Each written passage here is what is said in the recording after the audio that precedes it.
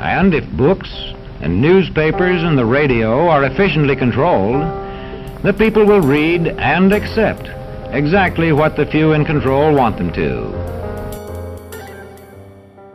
On YouTube, there is this video by a young guy named Kevin Michaels, where he speaks about the issue of white privilege. Whisperwatch.com. And I think people should really watch it because the video is everything I've ever wanted to say, but was too hot-headed to think about at the time that I'm having these discussions with people. He really breaks it down in a way that makes it very, very understandable. And I actually posted a comment over there that while I'm in the midst of having these discussions about white privilege and, you know, ridiculous people who would sooner spit on Jesus than to admit that they are in some way the beneficiaries of white privilege, that they walk around being able to wield it without consequence, without so much as having to even think about it. And I always say, I wish I could be as comprehensive in expressing my opinion about the topic as he was. But anyway, you should check out the video. When some people hear the phrase white privilege, they automatically think you're calling them a racist. Like you say white privilege, they hear racist or bigoted against black people. They act like you're calling them Bull Connor. They immediately get into this defensive mode because they think you're attacking them. Now, there are always some people who will always think that you are attacking them anytime you make a valid argument that they can't effectively argue against, you know, so you can't worry about them. They're going to find fault with anything you say about anything as long as they're losing the argument. I'm not talking about them. I'm talking about the people who are rational, who still to this day cannot understand what you mean when you say white privilege. Some of these folk have absolutely no idea about the generational benefits which it's brought them to their current positions of power. They may not even see what they're doing right now as power. They may not even see their current existence as power. But they have it. They have the power to walk around and not be over policed. That's one benefit that you have. That is a form of power in this society. But some of these folk have no idea about generational benefits. They are the type of I made it on my own type of people. They're the pull yourself up by your bootstraps crowd. You know what I mean? Those folk. You know, and as I'm talking to certain people about it, and I haven't had 1,000 different discussions about it, but I have talked about it. Because your mother went to college, you got in as a legacy or under a reduced tuition, so you didn't have to work 20 to 40 hours a week on top of trying to meet your educational needs. Your grades were better as a result of that, and you qualified for higher paying jobs when you graduated because of that. And you have a generational benefit. You were able to use your connections that your parents had in order to further whatever it is you're trying to do. That's a benefit. And I already know there are some people sitting here saying, well, what does that have to do with being white? Yeah, just keep listening. Keep listening. If you ever got approved for a loan, partly because your family has done business with that bank for 20 years, that's a benefit. Because you got that loan, you were able to start your own business without tearing your hair out. You were able to focus on growing it into something which could provide a living for yourself and your family. You were able to get that loan, and you were probably able to get a decent interest rate, and you were set from there. If you've ever received an offer for a high level of employment because you had the option of working at your grandfather's company or working for someone else, you had a choice in where you lived and where you worked, which meant you could choose a more affluent area to live in. You could choose a job with a higher salary. And that means that your kids were better educated. They played in safer neighborhoods, which meant that their grades were probably higher, which meant that they were able to get into better colleges with more resources. Hello. That's a benefit. And all of this was because of that privilege. Whereas some black person's ancestors were legally disqualified from doing a number of things, your white ancestors were not. So you were able to start, your people were able to start accruing those benefits, getting all of those networks together, getting those connections, all of that stuff, getting the loans, getting the everything, all of those things, getting them in order generations ago. You were able to start building wealth generations ago. So that's white privilege in relation to generational benefits. All these things are a continuation. Your great grandparents knew people who knew people who knew people who looked out for your great grandparents, and they knew people who knew people who knew people who looked out for your father and mother, and they know people who are looking out for you. See what I'm saying? Your family's collective network of connections afforded you the opportunities that so many people were forcibly, sometimes legally, blocked from creating generations ago. That means that there are white people who have generations worth of knowledge about starting and running businesses. They have generations worth of knowledge about securing loans and contracts and paperwork and all of this other stuff. And they have generations worth of knowledge that they've gleaned from the neighbors they lived next to because they could afford to live in more affluent areas. They weren't redlined regardless of their salaries or their net worth. All of these people are, these are the type of folk who tell you stories about how their great grandfathers came to this country with, I don't know, $3 in their pocket and a dream. And hey, look, they made it. They lived the American dream. But what those people fail to realize is that when they start to critique black culture or black actions or black unity, they don't seem to have anything other than this shallow ass understanding of why it is that their families could come here with $3, not speaking the language or hardly speaking the language, and create a business and find financial security, which multiple generations of black folk don't have, could never have, legally were kept from having. And because they don't want to think about it, they don't want to have anything other than this shallow understanding of it, they default to saying that there must be, something inherently wrong with black people, or something inherently wrong with black people's culture, or black people's work ethic, or black people's intelligence. That's their way of brushing it under the rug and not having to admit that they have some type of white-skinned privilege. You know what I mean? Many of these people even refuse to admit that they have in any way, shape, or form benefited from this type of privilege. They don't see their everyday existence being in white skin and not for 1 minute thinking that they'll get shot during a routine traffic stop as a benefit. They don't see that as a benefit in this society. They don't label that as a benefit. There are many people in this country who are consistently worried in their everyday existence about being misunderstood, misconstrued, misinterpreted, misrepresented, taken advantage of, everything. Being black and having to worry that even if your credit is wonderful and your salary is everything and you qualify for the prime loan, having to worry that somebody's going to see the fact that you are black and automatically put you in the subprime loan category. So don't act like that doesn't exist. There's legal precedent for that happening. So the fact that you don't have to worry about it, that's a form of white privilege. Another benefit of white privilege is not having to worry about race. You ever been around those people who say, I'm colorblind, I don't see race, I don't have to worry about race. I think that's just, you have the luxury of not having to do that. That is privilege. That is white privilege. Hello. The fact that you can choose not to worry about it is a perfect example of it.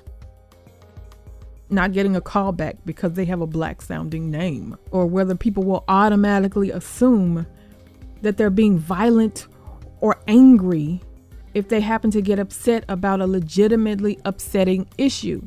That's a benefit for you to get upset and not have people interpret your behavior as being threatening or violent.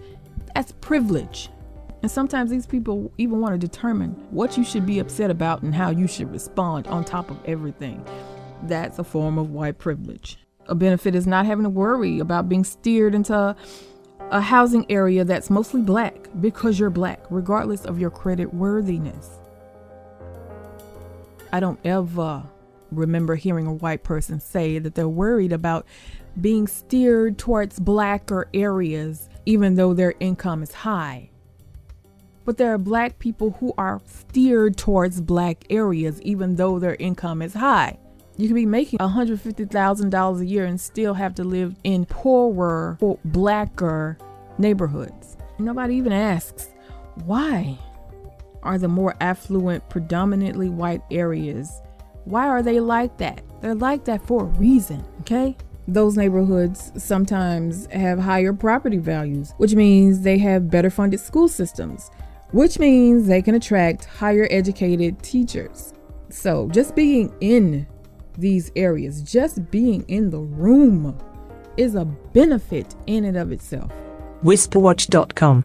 Because you are in a school system with better resources. You are being taught by teachers with higher education, higher levels of education, which means you're getting more knowledge, which means you have higher grades and you have a better shot at getting that job, or you have more information with which to start your own businesses. People who don't understand that they in some way benefit from white privilege, they have the luxury of believing that if they're well off, it's because their parents or grandparents worked harder than your parents and your grandparents.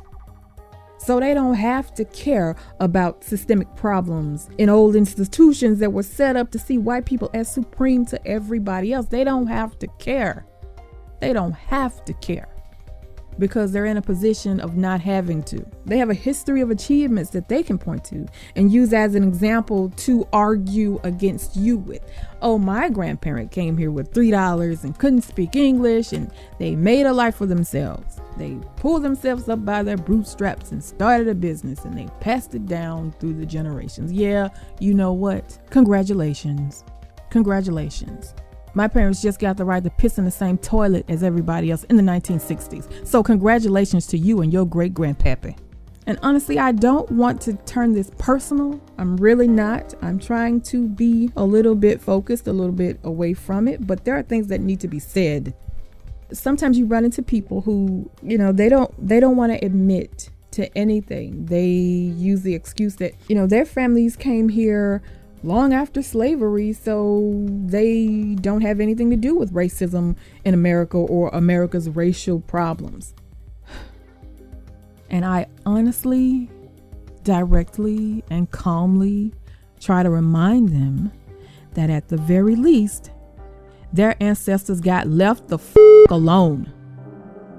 At the very least, your people were left the alone. While black people's repeated attempts at social and economic evolution were systemically crushed in every way, shape, and form. Every time they tried to unify to actually build up their own communities, something happened to crush it.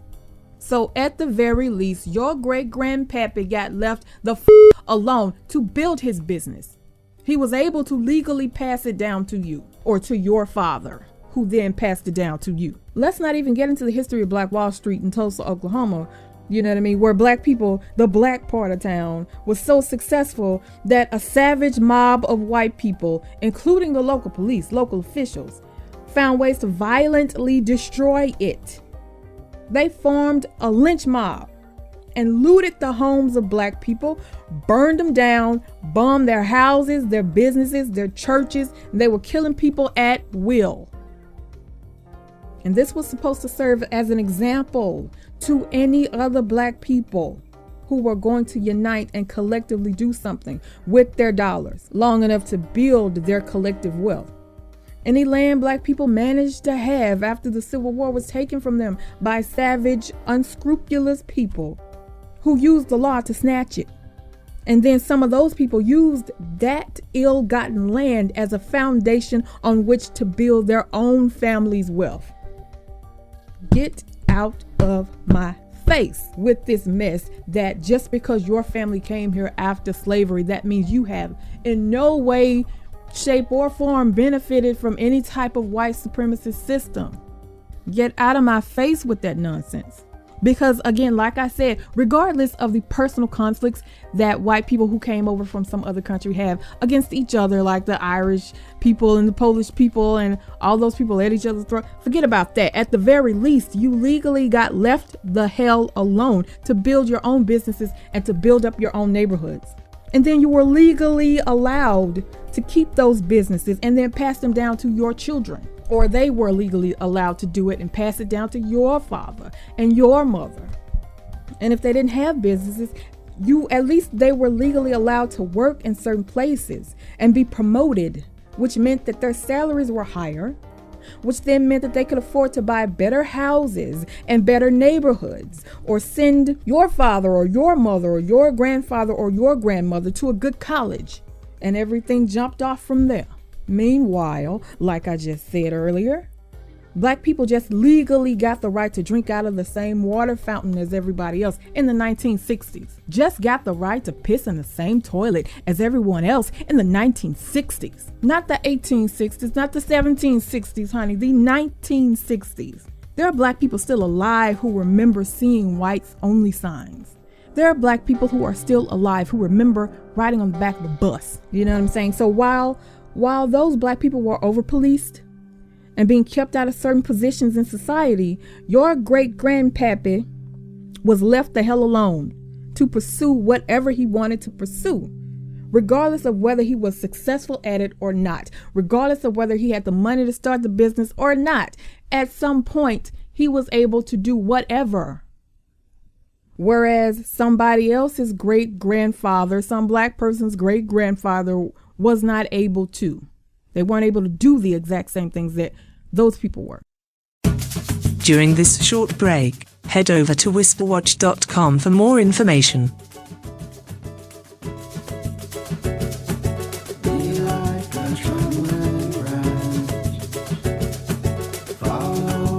Don't forget to share our podcasts with your online communities. It's free and only takes a few seconds.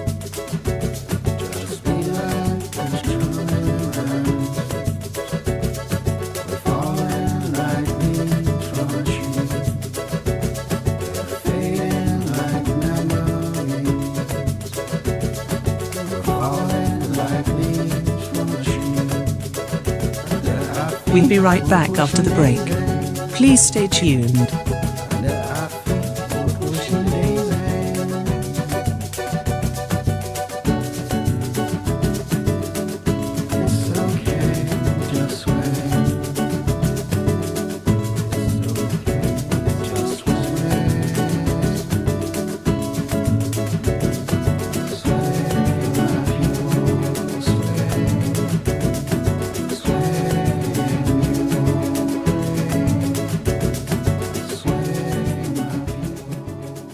During this short break, head over to whisperwatch.com for more information.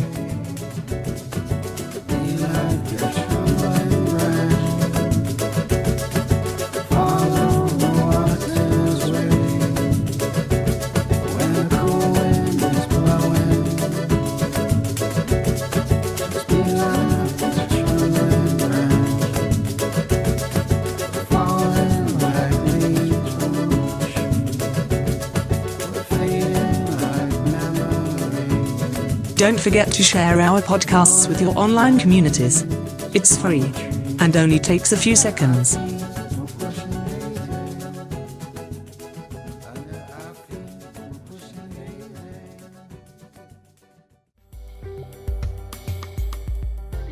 White privilege is part of the system of white supremacy. And when people hear white supremacy, again, they immediately think, oh, you must be racist, or you must be Bull Connor, you must be this, that, and the other. No, there were systems that were created long before you were born by generations of people that existed long before you were born that you are still benefiting from. And if you don't see that, then it's because you choose not to see, which again is white privilege, because you can choose not to see it. So we're sitting in 2015, and there are folks who don't want to admit to being the beneficiaries of white privilege, to having some form of white privilege, to having white privilege. They don't want to admit to having multiple generations worth of social networks, entrepreneurial knowledge, connections, basically. They don't want to admit to having any of that from which to pull. Or if they don't have it, they have access to a supply, an unlimited supply of people who look like them, who are willing to invest in and mentor them. So even if you don't have the connections, even if you don't know anybody, you get in front of the right person and they see you as somebody that they have some type of camaraderie with, and then they mentor you, and then you get all of those, you get the benefit of their knowledge and their connections. You're sitting here, even if you think you're broke, or even if your father or mother thought that they were broke. There's a world of difference between being broke as with no generational wealth and being broke as with a sister-in-law whose best friend is a loan officer, or an aunt who is a college professor who went to school with the woman who is now the head of HR in the office that you want to work, a boyfriend whose mother is a corporate lawyer, a best friend whose mom is from the Kappa Alpha Theta sorority. I mean, come on now. You know what this is. You know what this is about. They can pool their resources with a few phone calls, even if they're broke as a joke right now. And white privilege is having to not even worry about any of that. Having all of that set up and lined up for you, that you can just pick up a phone and call somebody who knows somebody who knows somebody who can call somebody to get you exactly what you need. Because they have generations worth of connections. Because they were able to start building those connections generations ago. Have you ever had this, have you ever known somebody who got a job because the VP of some company knew their parents, worked with their parents, liked their parents, lived 2 doors down from their parents? And hey, I like your parents, so I'm gonna give you a shot, kid. What do you think that is? How many numbers of black people would never have been in that neighborhood in order to get that connection, so that their children, when they're looking for a job, they don't have that person to call up and say, hey, you knew my dad or you knew my mom, you guys were cool, can I come in and interview for XYZ job? Those are the generational benefits that are the result of white privilege and white supremacy in this country. But as long as so many people keep overlooking it, I've said this before, I will say it again, the type of relationship you have towards the community of black people, that relationship will get worse, and your children will have to deal with it. And then it'll get 10 times worse, and their children will have to deal with it until somebody stops and admits to the truth. And so long as truth is not part of the equation, again, I say, it will get 10 times worse and your children will have to deal with it. And if they don't deal with it, it'll get 10 times worse and their children will have to deal with it. So at some point, one of your generations will have to wrestle with the mistakes, the terrible decisions made on purpose, and everything else that your ancestors made. When your ancestors thought it was cool to keep people as slaves for hundreds of years, guess what? It got worse. We fought a freaking war where 600,000 people died, the Civil War, because the founding fathers didn't deal with the issue of slavery. They let it fester. They let the South and people industries become so dependent on that labor that those people didn't want to give it up. And a war had to be fought because they didn't deal with it. It got worse, and the next generation had to deal with it. A succeeding generation had to deal with it. So I'm not going to cry, beg, and plead for people to admit the truth. It is what it is. The truth is what it is. Now, what we decide to do from here is what is going to determine our children's future and their children's future. But leaving it like it is, with black people getting shot up by cops in the street like every other day, no. That's not dealing with it. Telling black people to shut up and find some other way to protest, find a more milder, more accepted way to protest, that's not dealing with it. Making you comfortable is not dealing with the issue that is the root of the problem to begin with. Anyway, that's my 3, 4, 5, 6, 7, 8, 9, 10 cents about the issue of white privilege. So, take y'all butts over to YouTube and look for the video from Calvin Michaels on white privilege. So anyway, y'all, I'll talk to y'all later. Have a wonderful day. Are you through already? You better believe it, honey. Whisperwatch.com